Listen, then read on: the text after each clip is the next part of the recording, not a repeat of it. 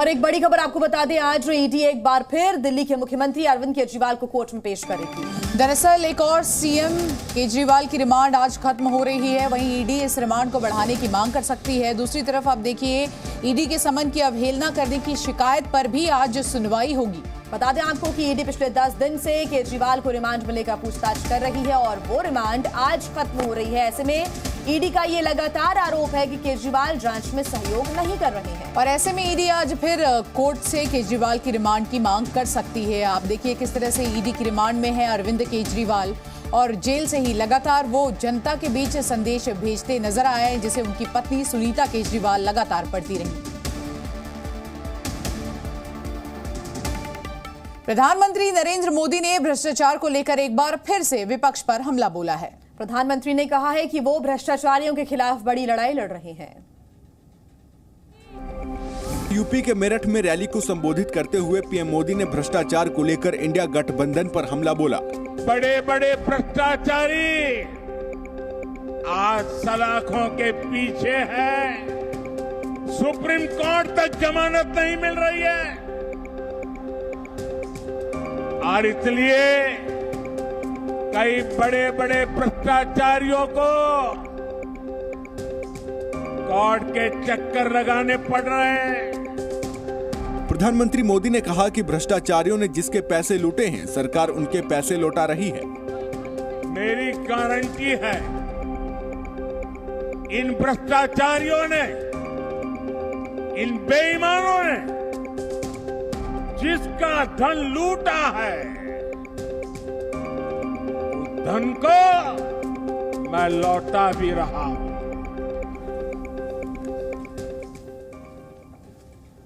तो वहीं देखिए, शराब घोटाले में ईडी की जांच का सामना कर रहे दिल्ली के सीएम अरविंद केजरीवाल के लिए आज का दिन बेहद अहम है। बिल्कुल, कोर्ट में आज केजरीवाल को लेकर कई याचिकाओं पर सुनवाई होगी।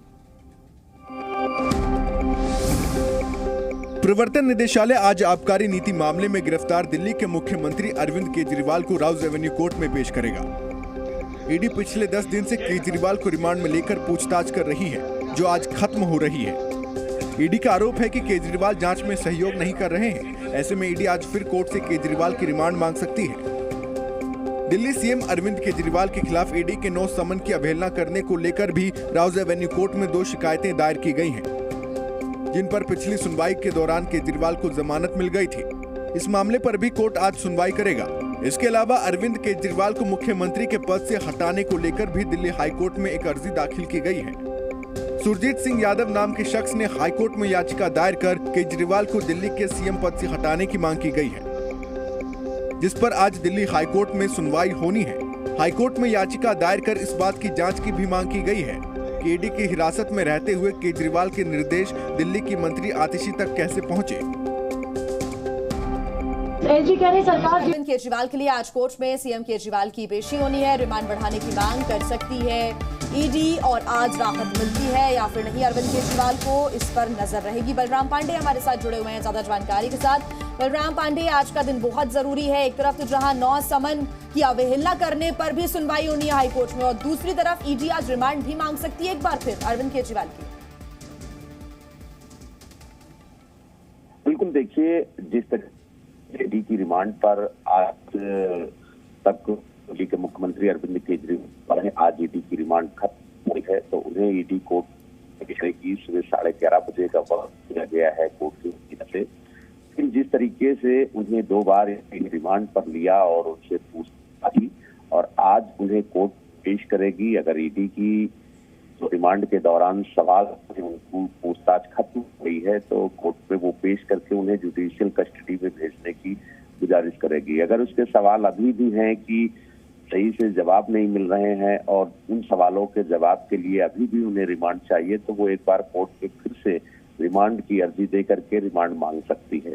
लेकिन जिस तरीके से लगातार अरविंद केजरीवाल अपनी गिरफ्तारी को चुनौती दे रहे हैं, अपनी गिरफ्तारी को नाजायज बता रहे हैं, उसको लेकर के उन्होंने कोर्ट में भी अर्जी दी है और उस अर्जी बिल्कुल बलराम, और देखिए ईडी की रिमांड को लेकर भी अब नजरें बनी हुई है। इसी बीच लगातार हम देख रहे हैं कि जेल से अपना संदेश भी वो भेजते रहे हैं। रिमांड को लेकर भी आपसे जानना चाहेंगे, क्योंकि देखिए जो बाकी लोग इस मामले में गिरफ्तार है उनसे भी आमने सामने बिठाकर सवाल जवाब किया जा सकता है। ऐसे में रिमांड को लेकर क्या जानकारी?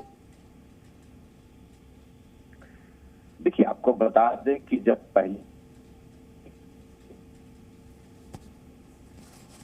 के बाद कोर्ट ने घटना तो 6 दिनों की रिमांड की थी और उसके बाद 6 दिनों तक ईडी ने उनसे पूछताछ की और उसके बाद उनको पेश करके फिर रिमांड मांगी और आज 1 अप्रैल तक उनको रिमांड पर फिर से मिलेगा था। आज दूसरी बार की जो रिमांड खत्म हो गई है और उम्मीद लगाई जा रही है कि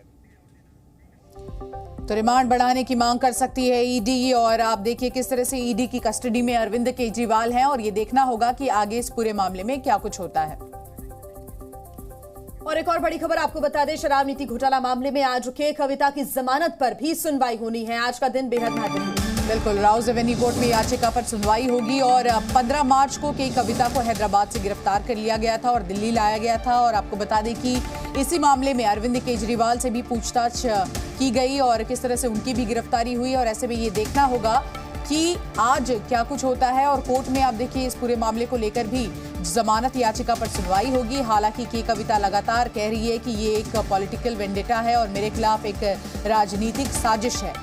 तो आज के कविता को राहत मिलती है या फिर नहीं, जमानत याचिका पर सुनवाई होनी है। ऐसे में के कविता की मुश्किलें बढ़ेंगी, सुनवाई होगी, क्या रिहाई मिलेगी, इस पर सभी की निगाहें।